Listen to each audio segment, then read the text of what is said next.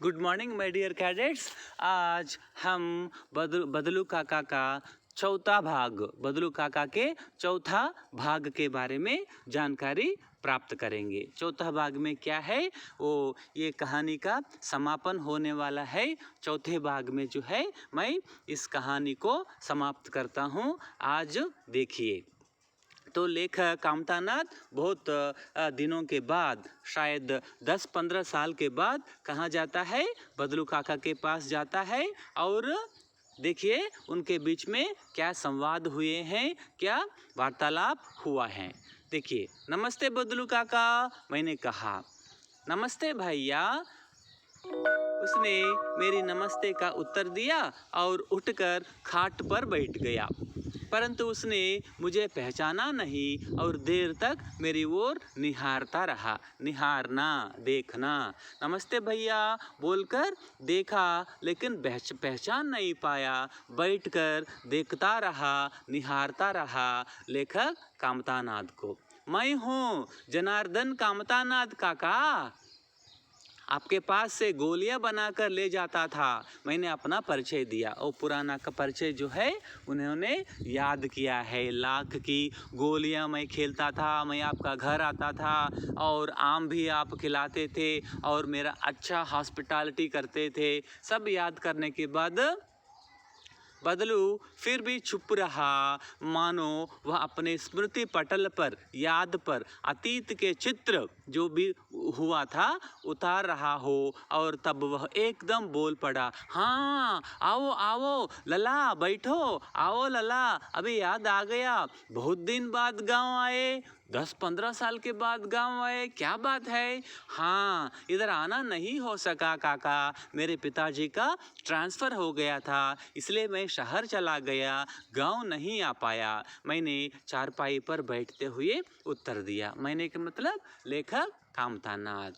कुछ देर फिर शांति रही। मैंने इधर उधर दृष्टि दौड़ाई, ना तो मुझे उसकी मचिया ही नजर आई, ना ही भट्टी। मचिया का मतलब स्टूल दिखाई नहीं पड़ा, और भट्टी का मतलब वो बनाने, आग से आग बनाने वाला स्टोव, चूल्हा, वो भी नहीं है, ये भी नहीं है। इसका मतलब लाख की चूड़ियाँ वो नहीं बना रहा है। आजकल काम नहीं करते काका? मैंने पूछा, लेखक ने पूछा। नहीं लला, काम तो कई साल से बंद है। मेरी बनाई हुई चूड़ियाँ कोई पूछे तब तो कोई नहीं खरीदता है। कौन पूछता है आजकल लाख की चूड़ियाँ? गांव में कांच का प्रसार हो गया है। Everybody, all are liking glass bangles, they are so beautiful, they are so attractive, colourful bangles, सब लोग वही खरीदते हैं। मेरा लाख की चूड़ियाँ, मेटल बैंगल्स, ब्रॉन्ज बैंगल्स कौन खरीदेगा?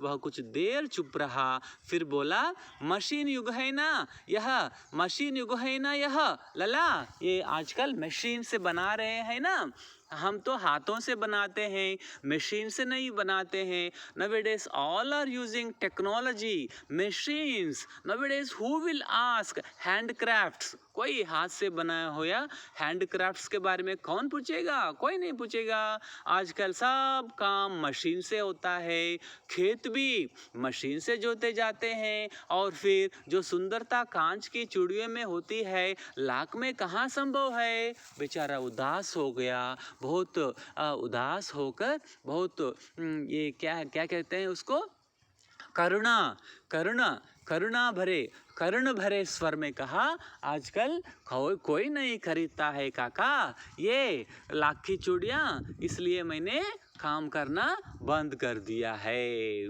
वो बहुत रुदन से, रोते हुए और उदास से और करुण भरे स्वर में कहा, कांच की चूड़ियों में जो सुंदरता होती है वह लाख की चूड़ियों में कहाँ होती है लला? वैसा बेचारा तड़पते हुए बोला था।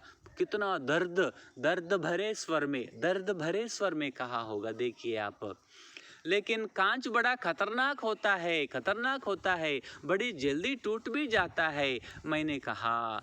लेखक ने कहा, सपोर्ट करते हुए, बदलू काका को सपोर्ट करते हुए लेखक ने क्या कहा, वो कांच बहुत खतरनाक होता है काका, और जल्दी भी टूटता है, लेकिन आपकी लाख की चूड़ियाँ लाजवाब होती हैं। नाजुक तो फिर होता ही है लाला। कहते कहते उसे खांसी आ गई और वह देर तक खांसता रहा। बेचारा coughing, he was coughing continuously because in the villages people will not go to the doctor. Whatever cold or cough, whatever is there, just they'll keep quiet and they'll be waiting. They'll be keep on waiting and they will keep on waiting. घर में जो है ये कषाय पीते हैं, काढ़ा पीते हैं, ये करते हैं, घर में जो भी है वो करते हैं, लहसुन लेना, अदरक खाना, इसी से काम चलाते हैं, लेकिन अस्पताल नहीं जाते हैं। मैं चुप रहा। मुझे लगा उसके अंदर कोई बहुत बड़ी व्यथा छिपी है, बहुत व्यथा, करुण भरी व्यथा, करुणा, दया, so much of उदासीपन, so much of one type of unhappiness is there in his face, है ना। उसको किसने पहचाना, किसने देखा? उसको लेखक ने देखा। मैं देर तक सोचता रहा कि इस मशीन युग ने कितने हाथ काट दिए हैं। Oh my God, this machine have come and so many people are losing their work. JCB has come, bulldozer has come in place of JCB and bulldozer. Earlier some 20 people, 40 people used to work. Nowadays nobody is using. The people are not coming and people are not asking to take human beings. All are asking for machines only, JCBs only, bulldozers only, cranes only. उनकी वजह से लोगों को काम नहीं मिल रहा है, लोग भटक रहे हैं, ढूंढ रहे हैं। ओके, मशीनी युग ने कितने लोगों का हाथ काट दिया है। लेखक ने कहा, लेखक को ऐसा लगा। हाँ, just 1 minute, where it is.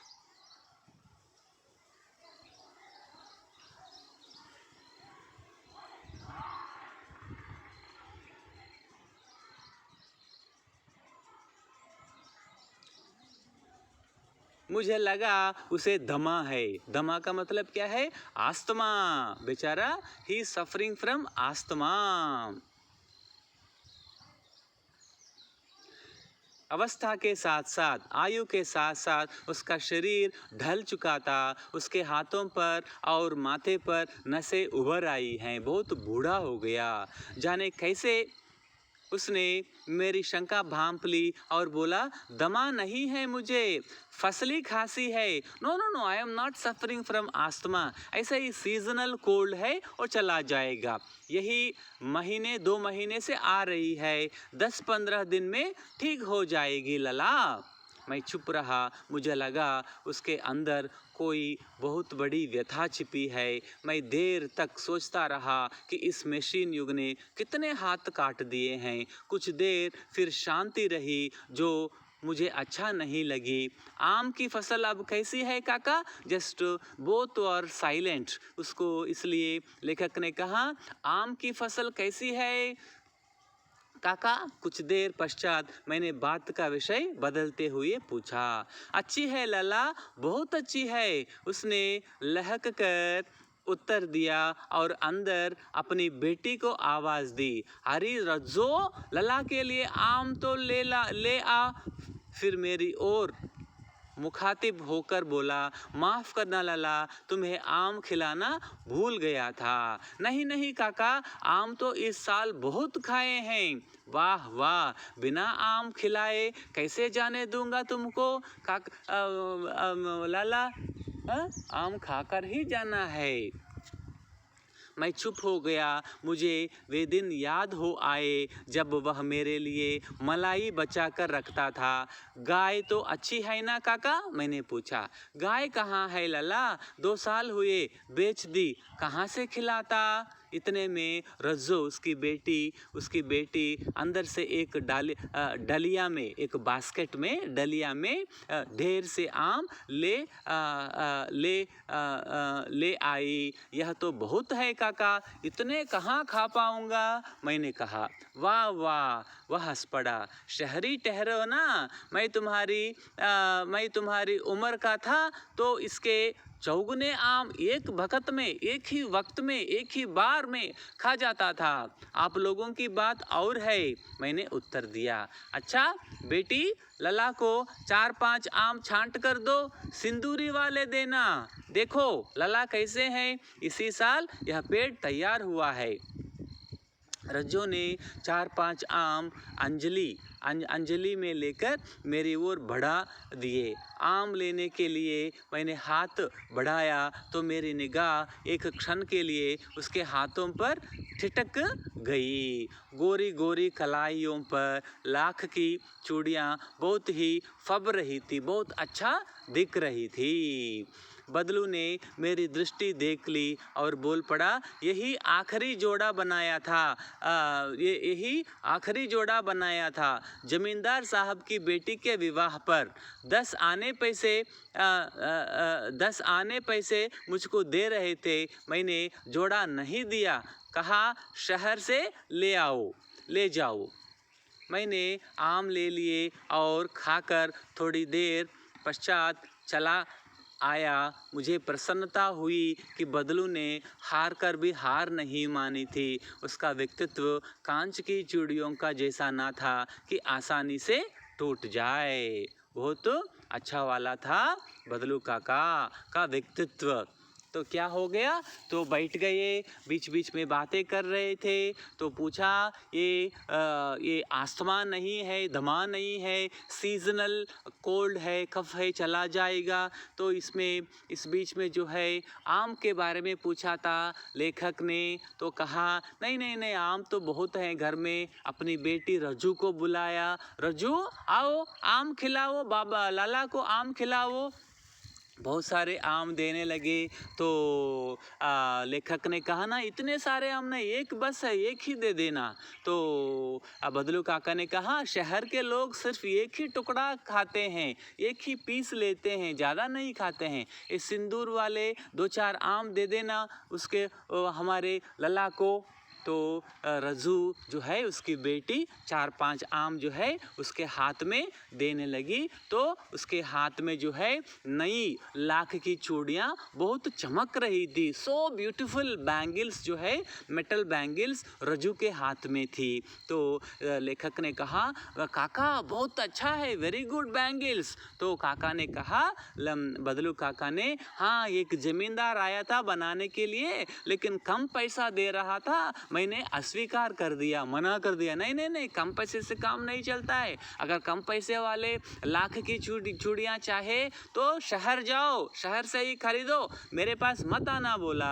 तो जमींदार वो चूड़ियाँ जो है लाख की चूड़ियाँ छोड़कर चला गया। उन चूड़ियों को लेखक बदलू काका ने अपनी बेटी रज्जू को दे दिया और रज्जू जो है पहन रही है लाख की चूड़ियाँ। तो लेखक को लगा, वाह, ये बदलू काका का व्यक्तित्व जो है कांच की चूड़ियों की तरह नहीं है। It is not breakable, it is lakh की चूड़ियों का व्यक्तित्व है। उसका व्यक्तित्व, पर्सनालिटी, इंडिविजुअलिटी जो है कांच का व्यक्तित्व नहीं है। उसके जो व्यक्तित्व है, उसका व्यक्तित्व जो है वह लाख की चूड़ियाँ, मेटल बैंगल्स जैसे बहुत स्ट्रांग होता है व्यक्तित्व, वो पिघलने वाला नहीं है, टूटने वाला नहीं है। सोचकर वाह बदलू काका, आप अमर हैं, आप एकदम बढ़िया है, आप आदमी हो तो आपके जैसा होनी चाहिए सोचकर उन्होंने धन्यवाद प्रकट किया था।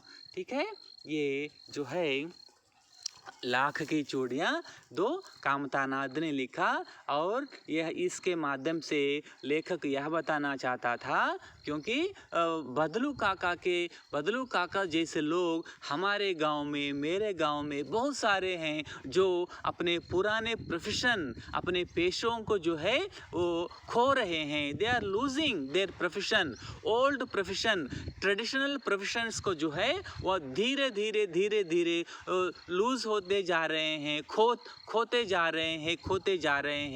तो उसकी जो ज़िंदगी जो है, उसकी जो उसका जो जीवन जो है करुण भरी जिंदगी बन रही है, हो रही है, क्योंकि वो आधुनिक काल के फैशन जो है टेक्नोलॉजी को नहीं अपना रहे हैं और पुराना जो ट्रेडिशनल संस्कृति से, जो अपनी जो परंपरा से जो भी पेशे प्रोफेशंस होते हैं उनको पकड़ते हुए आधुनिकता को न अपनाते हुए वो बीच में जो है अटक रहे हैं। इस व्यथा के बारे में, इस करुणा के बारे में, इस बाधा के बारे में, इस व्याकुलता के बारे में लेखक ने जो है हमारे सामने प्रस्तुत किया है। तो अगले वीडियो में मैं प्रश्न और आंसर्स जो है आपको बताऊंगा। तब तक के लिए बहुत बहुत धन्यवाद। अगले वीडियो में प्रश्न और अभ्यास के बारे में आपको समझाऊंगा।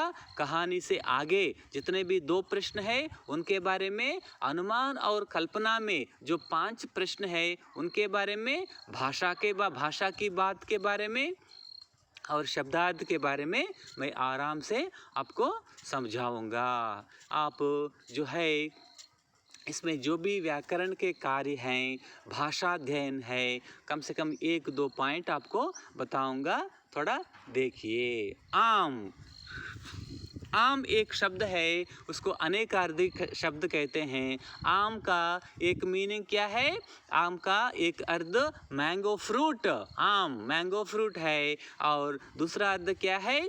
आम जनता, कॉमन पीपल, आम आदमी, कॉमन पर्सन, आम जनता, कॉमन पीपल। आम बात हो गई, एक कॉमन इश्यू हो गया। जैसे आम के लिए 2 अर्थ हैं। अगर एक शब्द के लिए 2 अर्थ होते हैं तो उसको अनेकार्थी शब्द कहते हैं, अनेकार्थी शब्द कहते हैं। इधर हमारे लेसन में आम एक शब्द दिया है। आम के 2 अर्थ होते हैं, एक फ्रूट है, एक फल है मैंगो फ्रूट, और दूसरा कॉमन पीपल, कॉमन पर्सन, आम जनता, आम आदमी, आम बात। जैसे जनरल के संदर्भ में इसका प्रयोग किया जाता है। ध्यानपूर्वक सुनने के लिए बहुत बहुत धन्यवाद।